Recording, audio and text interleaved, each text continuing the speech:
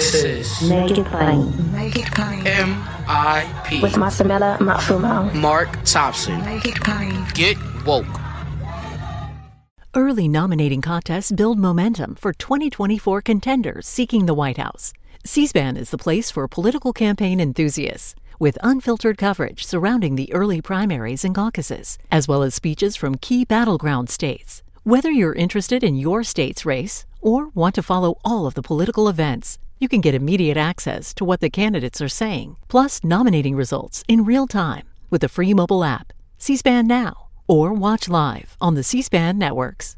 Looking for a fun way to win up to 25 times your money this basketball season? Test your skills on Prize Picks, the most exciting way to play daily fantasy sports. Just select 2 or more players, pick more or less on their projected stats, and place your entry. You could turn $10 into $250. Right now, Prize Picks will match your first deposit up to $100. Just visit prizepicks.com/fan and use code FAN. That's code FAN at prizepicks.com/fan. Must be present in certain states. Visit prizepicks.com for restrictions and details. God bless you. In the aftermath of the Tennessee legislature's expulsion of both Justin Pearson and Justin Jones, both representatives from Memphis and Nashville, Tennessee, respectively, the governor this past spring called for a special session in the Tennessee legislature on gun violence. That special session is convening this week in Nashville. Today, Representative Justin Jones took questions from reporters on how the special session is going so far. I was the only member who was silenced yesterday. I was the only member who ruled out of order and had my microphone cut off when I was questioning about where in the rules can we hold the speaker accountable for abusing the rules. My microphone was shut off, the only one, and today, once again, I was shut off by asking questions that are relevant to the legislative process. The committees that we're on, that's the place where we can represent our districts. It's not about Justin, but it's about the 72,000 people I represent who are being silenced by not having a member serve on committees like every other member equally.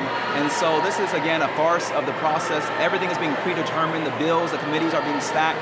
I mean, this is not democracy, and it's not a real deliberative process that we should have and that we owe Tennesseans to have around such important legislation to protect kids and not guns.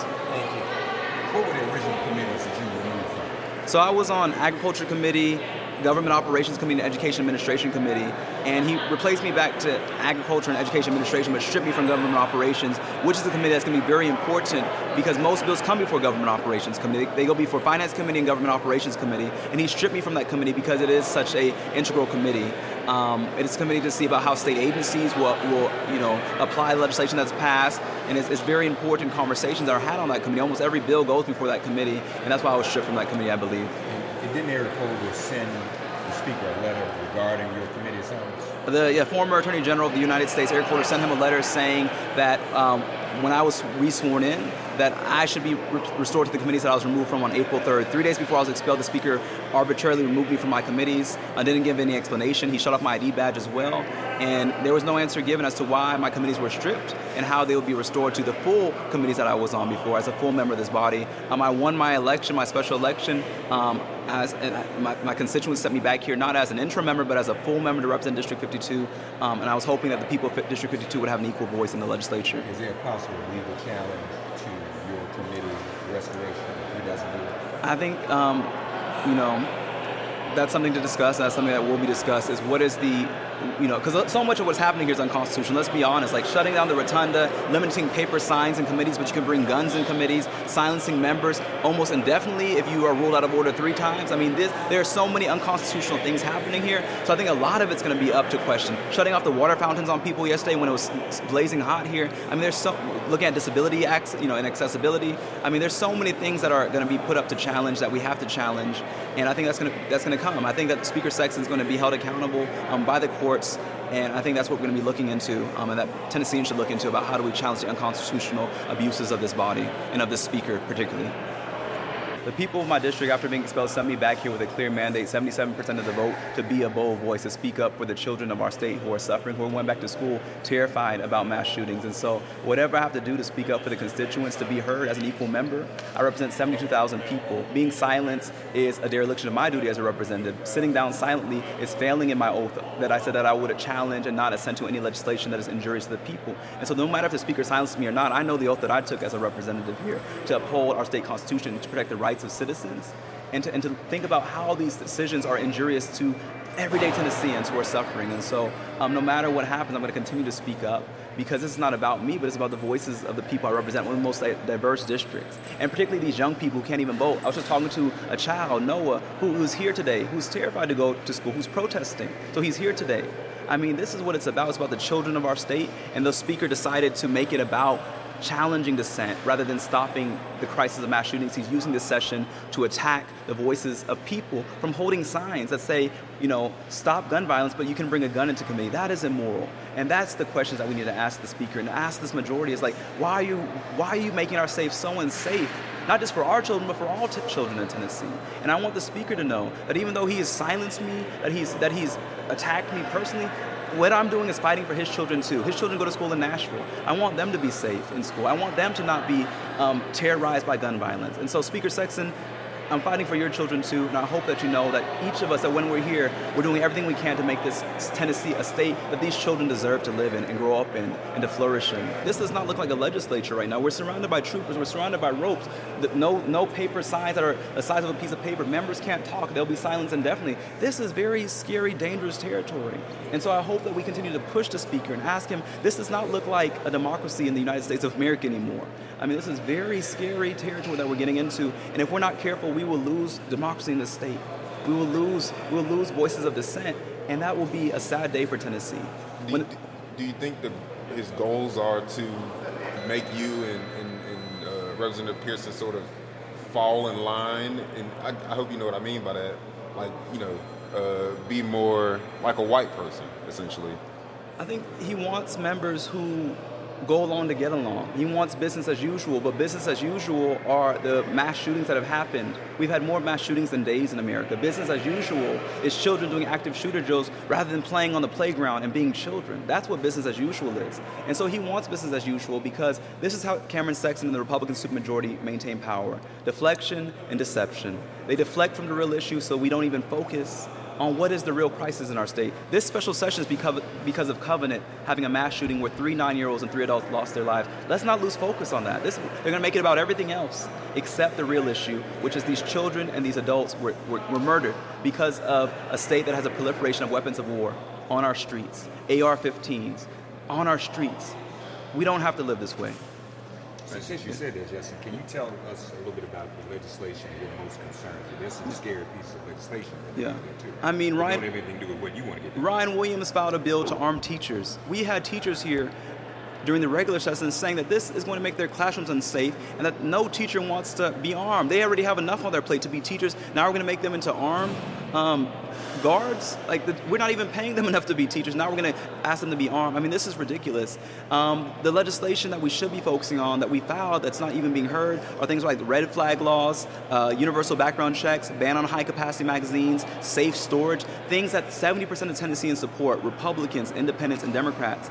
And we can't even have those bills calendared for committee because they said that it's not within the call of the session. So the proclamation that the governor issued has restricted what we can even talk about, restricted what we can even introduce. We should be able to introduce the common sense gun laws that the Tennesseans who are gathered here and who were here in the spring and who've called by the thousands for. That's what we should be focusing on. But instead, we're focusing on priorities that are not in line with Tennesseans. They're going to be talking about mental health. Every nation has mental health issues, but we're the nation that is continually plagued by mass shootings because it's a gun issue. And so they don't want to talk about the real crisis. I mean, Massachusetts is the same population of Tennessee, but has drastically lower amount of shootings, even though there's 7 million people. We have 7 million people because they have common sense gun laws that they instituted. This is a policy choice to have these constant shootings. Every day in Tennessee, 4 people die from gun violence. That is a policy choice. And until we act, it will continue. Covenant was not the first mass shooting in Nashville.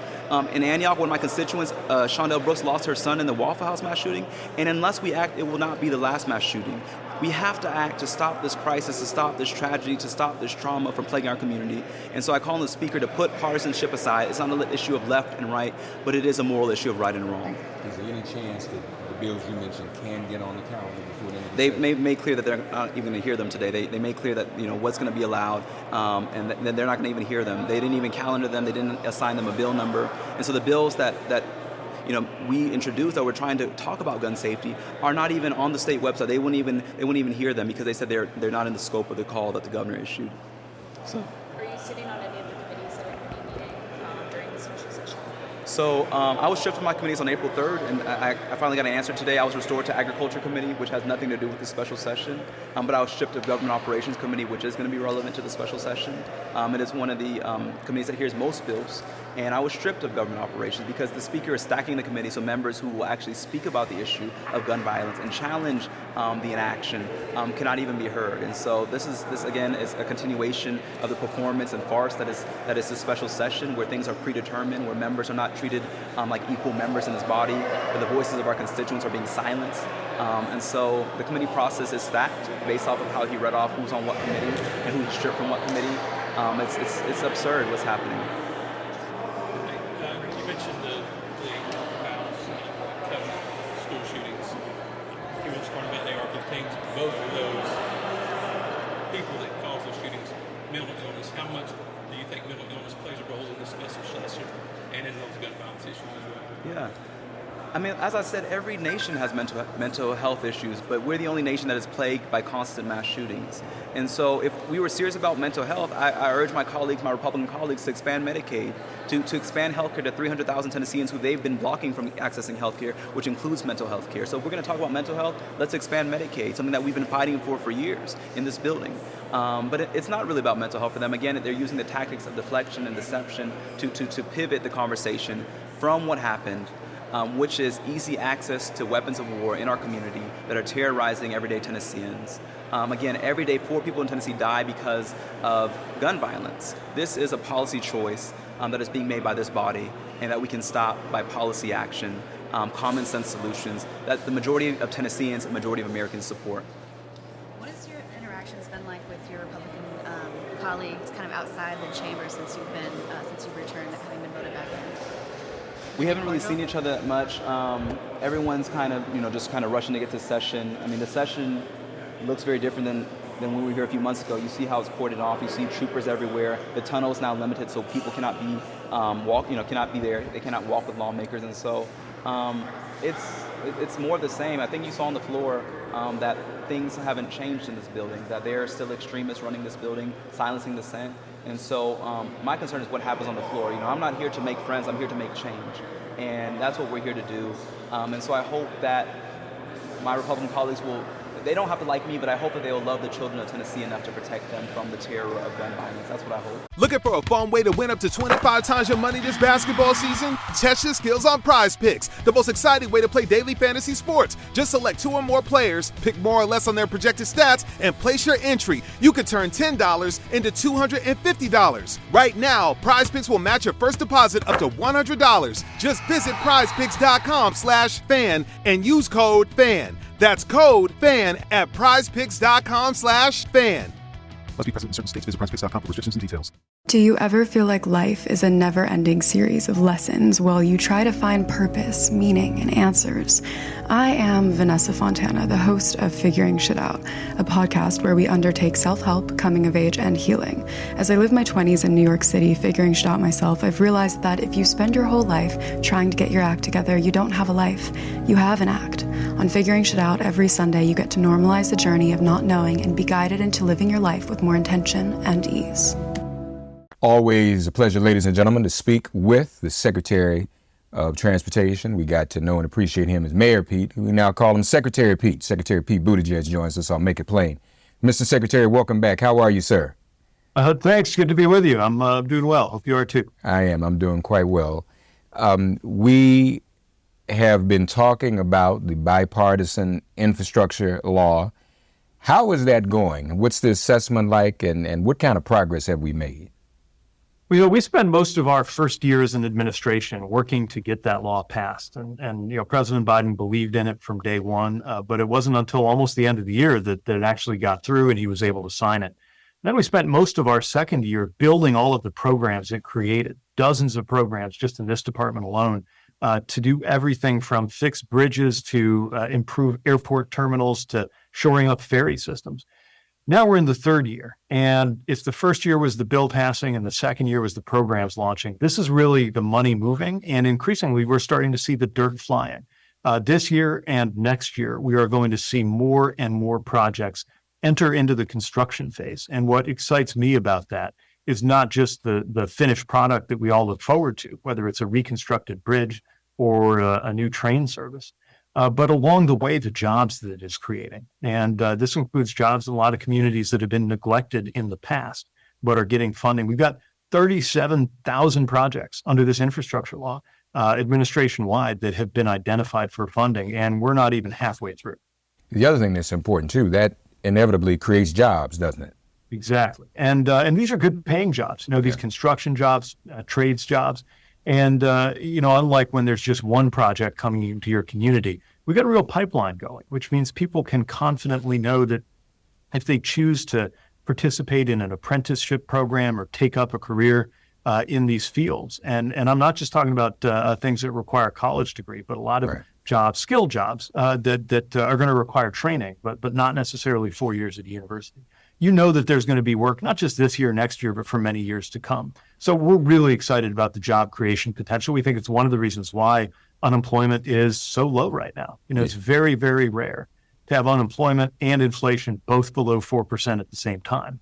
And that didn't just happen on its own. That's part of what we mean when we're talking about Bidenomics, is making the public investments to create the kinds of jobs in the public and private sector. They're going to keep our economy moving forward. Yeah, no, it's important. I was at the NAACP convention last month, and there was a whole conversation about opening up the building and trades apprenticeships to young African Americans and other young people of color to get into this pipeline, because that's important to get to some of these jobs. Absolutely. This is a great ladder into the middle class. It's a great way to earn a good living. And look, historically, it has not always been the case that these building trades jobs have been open to workers of color, at least not as frequently.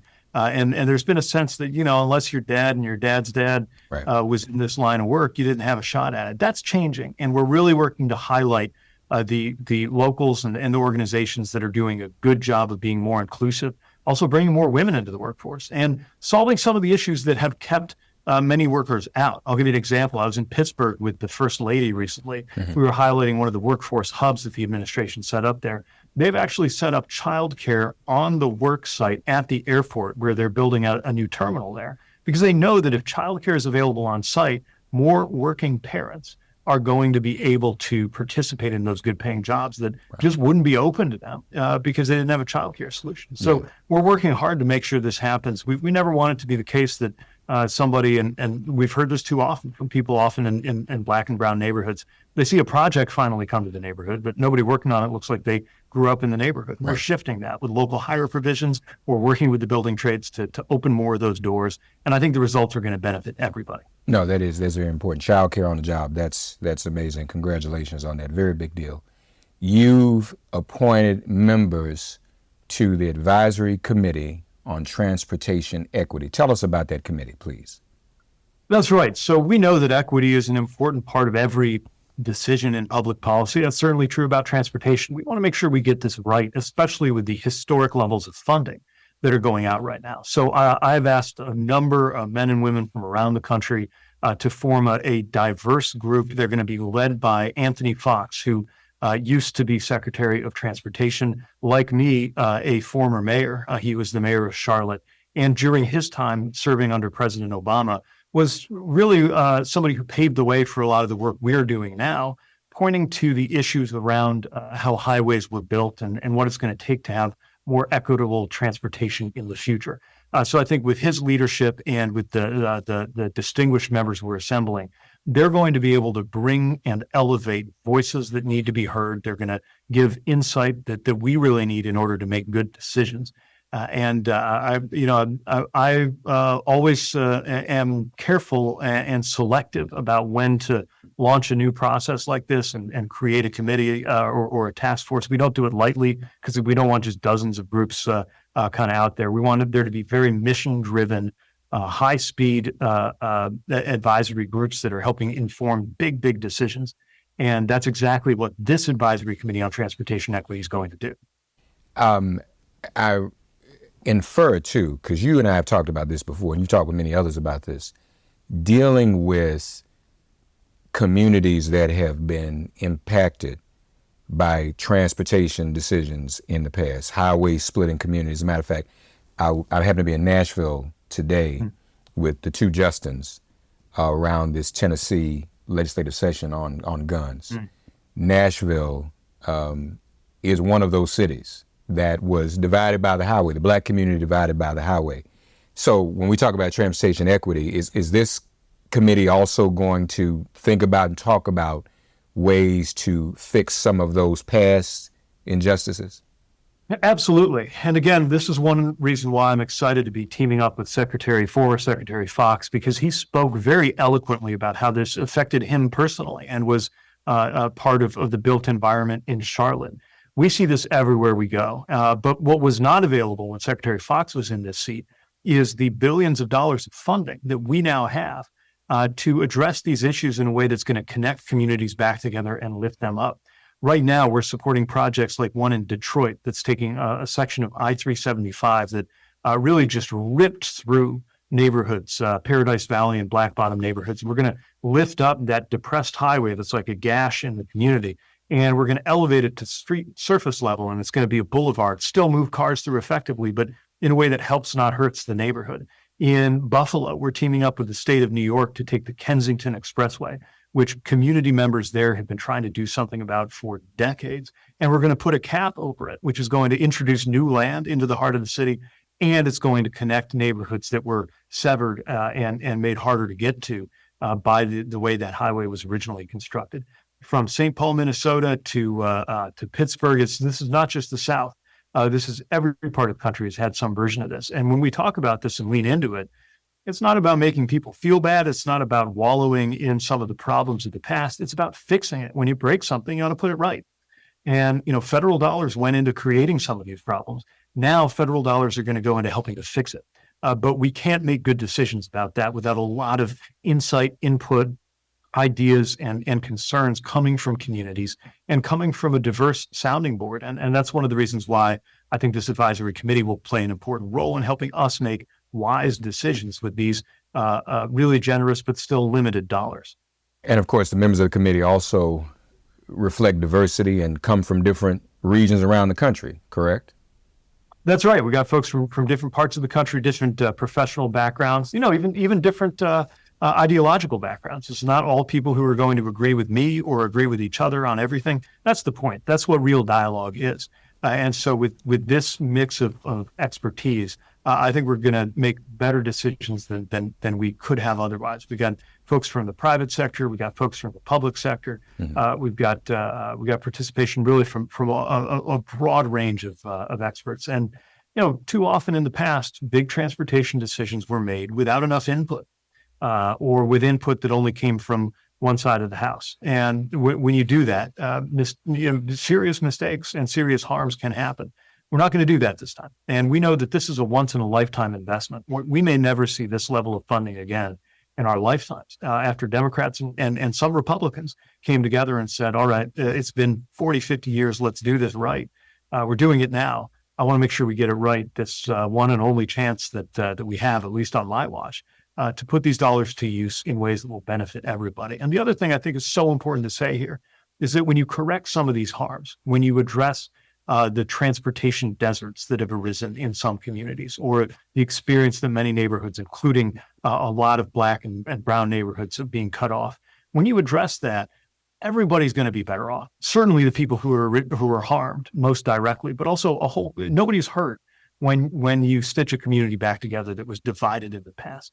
When we empower those who were disempowered in the past, I think it's going to lift the whole country up. Certainly. Looking for a fun way to win up to 25 times your money this basketball season? Test your skills on Prize Picks, the most exciting way to play daily fantasy sports. Just select 2 or more players, pick more or less on their projected stats, and place your entry. You could turn $10 into $250. Right now, Prize Picks will match your first deposit up to $100. Just visit prizepicks.com/fan and use code FAN. That's code FAN at prizepicks.com/fan. Must be present in certain states. Visit prizepicks.com for restrictions and details. Secretary Pete Buttigieg, Secretary of Transportation, talking about the Bipartisan Infrastructure Law. And for most of you listening, it is probably already beginning to have an impact where you live.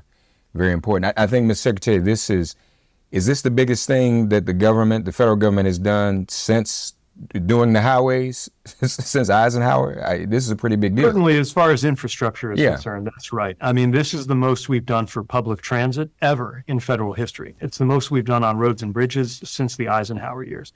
It's the most we've done for passenger rail since they set up Amtrak in the first place 50 years ago.